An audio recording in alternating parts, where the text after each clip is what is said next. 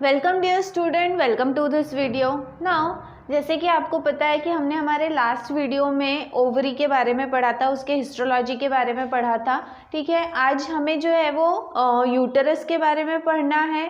ठीक है, और फेलोपियन ट्यूब के बारे में पढ़ना है। सबसे पहले हम फेलोपियन ट्यूब के बारे में पढ़ेंगे। फेलोपियन ट्यूब के कई सारे नाम हैं। It is also called as oviduct. Oviduct इसलिए क्योंकि ये ओवरी से निकलने वाला डक्ट मतलब पाइप लाइक स्ट्रक्चर है, that is why it is called as oviduct. लेकिन इसका मेन नाम जो है दैट इज फेलोपियन ट्यूब। इसके अलावा it is also called as uterus duct या फिर डक्ट ऑफ यूटरस। ठीक है, यूटराइन ट्यूब मतलब यूटरस से जोड़ने वाला जो ट्यूब है उसे यूटराइन ट्यूब भी कहा गया। तो ये सारे नाम हैं किसके, फेलोपियन ट्यूब के।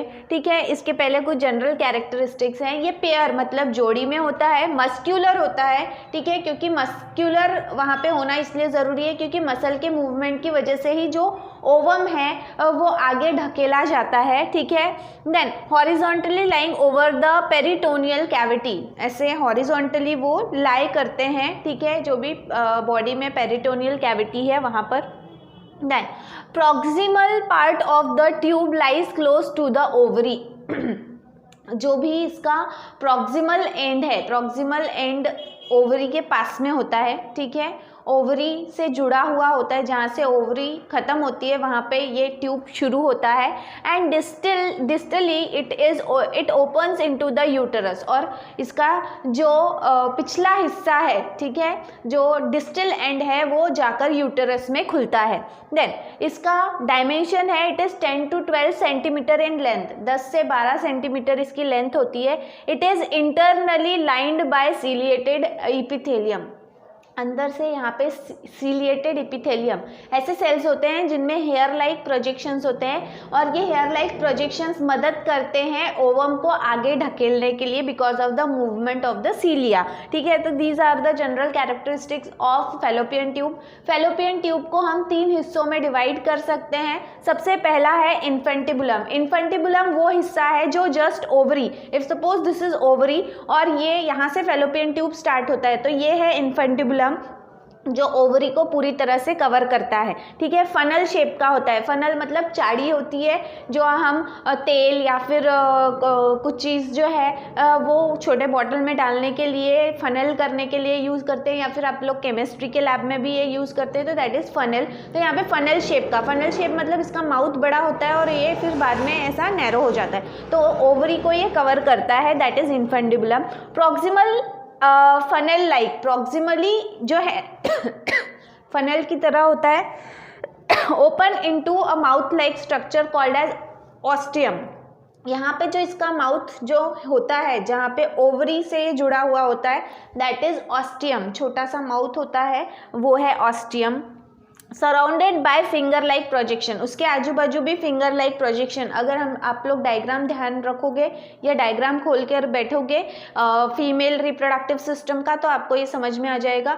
यहाँ पे फिंगर लाइक प्रोजेक्शंस होते हैं जो इस ओवरी को पूरी तरह से कवर करते हैं। These finger like projections are called as fimbriae. ठीक है, और सीलिया और फिमरी ये दोनों ही जो हैं ये हेल्प करते हैं ओवम के मूवमेंट के लिए। ठीक है, मतलब ओवम को मूव करना फ्रॉम इन्फेंटिबुलम टू ऑस्टियम, ओवरी से निकलकर ये इस तरह से इसे ग्रैब करके फिर इन्फेंटिबुलम में आगे पुश करने का काम करते हैं। कौन? फिमरी एंड सीलिया जो भी वहाँ पे प्रेजेंट है। ठीक है, then next part is ampulla. जहाँ पे इन्फेंटिबुलम खत्म होता है ये एक टर्न है। ठीक है, इस ट्यूब में एक टर्न होता है, ये जो टर्न वाला हिस्सा है दिस इज एम्पुला, और ampulla is the site of fertilisation. ठीक है, ये साइट ऑफ फर्टिलाइजेशन है, मतलब ओवम वहाँ आकर रुक जाता है, वो वेट करता है स्पर्म के आने का, और अगर स्पर्म वहाँ तक पहुँचता है तो फर्टिलाइजेशन होता है, मतलब ampulla is the site of fertilisation. ये मिडल पोर्शन है किसका? फेलोपियन ट्यूब का।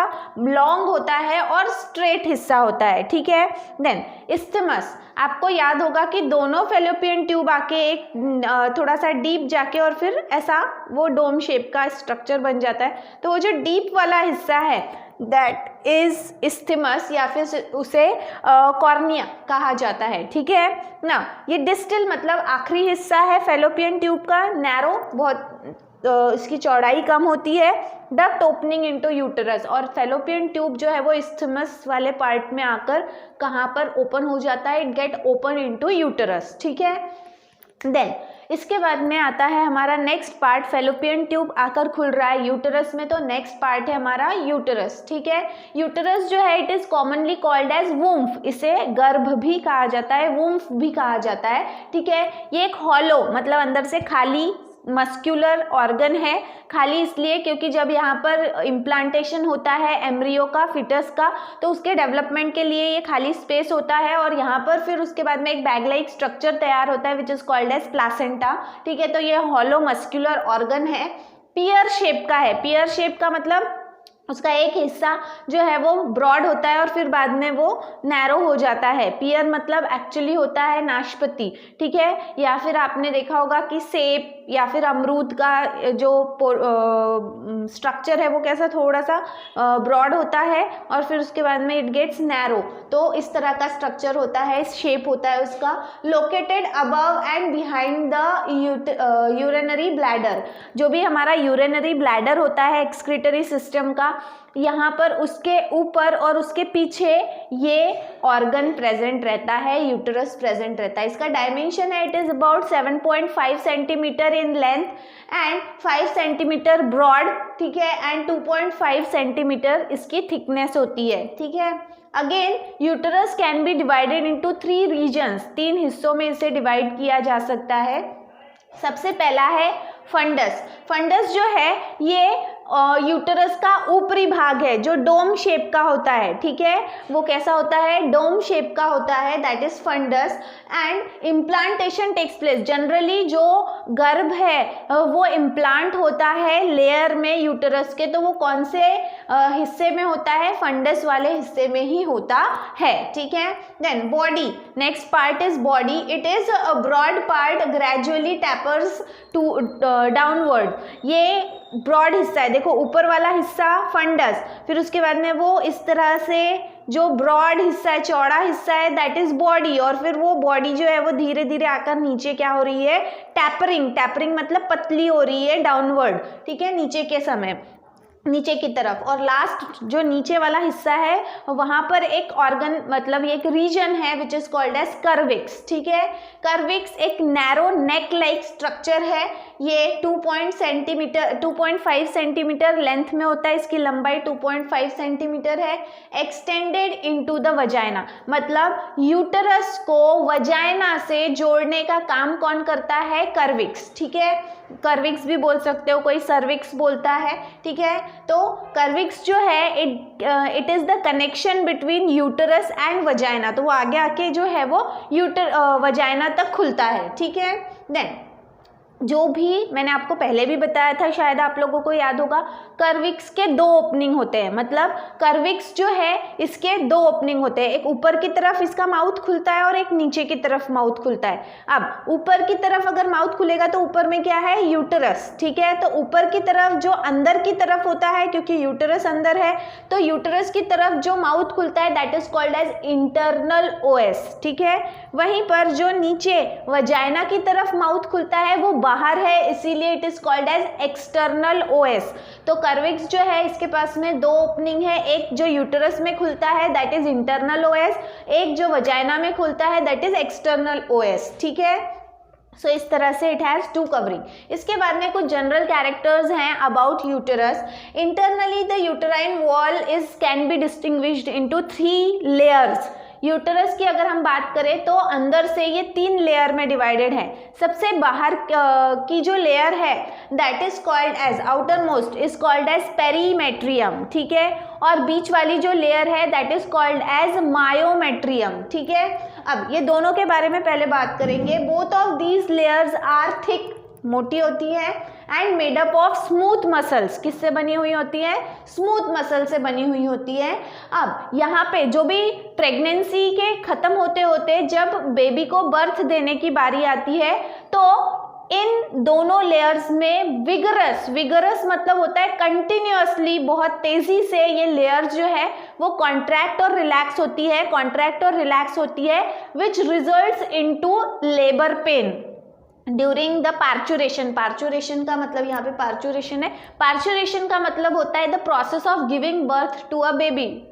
जो बच्चा है उसे जन्म देने की जो प्रक्रिया है उसे पार्चुरेशन कहा जाता है। और पार्चुरेशन के दौरान जो पेन आता है वो एक्चुअली पेन किसकी वजह से है, because of the continuous contraction and relaxation of the outermost layer that is perimetrium and the middle layer which is myometrium। ठीक है, इसके बाद में जो तीसरी लेयर है जो सबसे अंदर की है that is endometrium।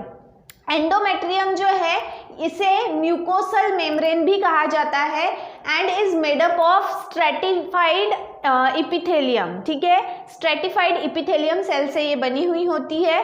देन इसके बाद में इसकी जो थिकनेस है, ये थिकनेस एंडोमेट्रियम की जो थिकनेस है इसमें लगातार रेगुलर बेसिस पे बदलाव होते रहते हैं ड्यूरिंग द मेंस्ट्रुअल साइकिल। ठीक है, मेंस्ट्रुअल साइकिल खत्म होते होते जो है इसका थिकनेस पूरी तरह से पतला हो जाता है। उसके बाद में मेंस्ट्रुअल साइकिल खत्म होने के बाद में लगातार इसका थिकनेस बढ़ता चला जाता है।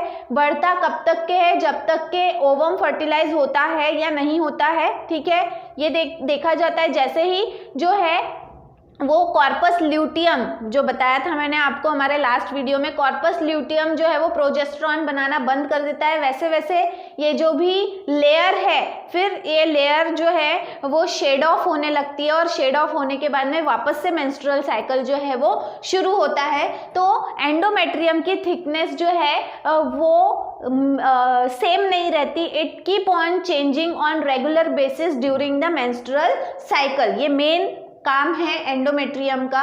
यहाँ पे endometrium is richly supplied by number of blood vessels, यहाँ से बहुत सारे ब्लड वेसल्स गुजरते हैं। ठीक है, और बहुत सारे यूटेराइन ग्लैंड्स भी गुजरते हैं। Provides nourishment to the developing foetus. और एंडोमेट्रियम का मेन फंक्शन है कि अगर गर्भ ठहर जाता है, अगर जो लेडी है वो प्रेग्नेंट रहती है तो उस जो बच्चा है, जो फीटस है, उसे नरिशमेंट प्रोवाइड करने का काम होता है एंडोमेट्रियम का।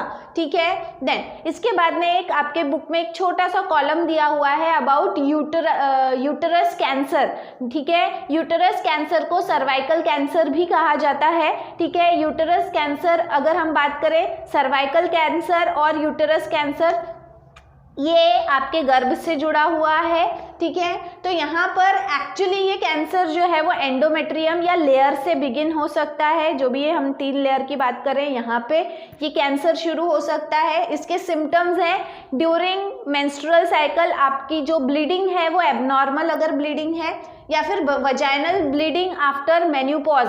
मेन्यूपॉज मतलब after the age of 45 to 55 years of your age, अगर आपके पीरियड्स आना, आपके जो मेंस्ट्रुअल साइकिल है वो बंद हो जाते हैं, उसके बाद भी अगर ब्लीडिंग हो रही है, ठीक है, तो it is cause of concern. ठीक है, आपको इसके बारे में जांच पड़ताल करनी चाहिए। एन एबनॉर्मल वाटरी मतलब जो है वो एबनॉर्मल वे में अगर वाटरी फ्लूइड अगर यहाँ से डिस्चार्ज हो रहा है, then blood timed discharge from vagina. ठीक है, या फिर क्लॉट्स जा रहे हैं, ब्लड क्लॉट्स जा रहे हैं। ठीक है, एंड पेल्विक पेन मतलब आपका जो कमर वाला हिस्सा है वहाँ पर तकलीफ होना, दर्द होना। ठीक है, ये सिम्टम्स है।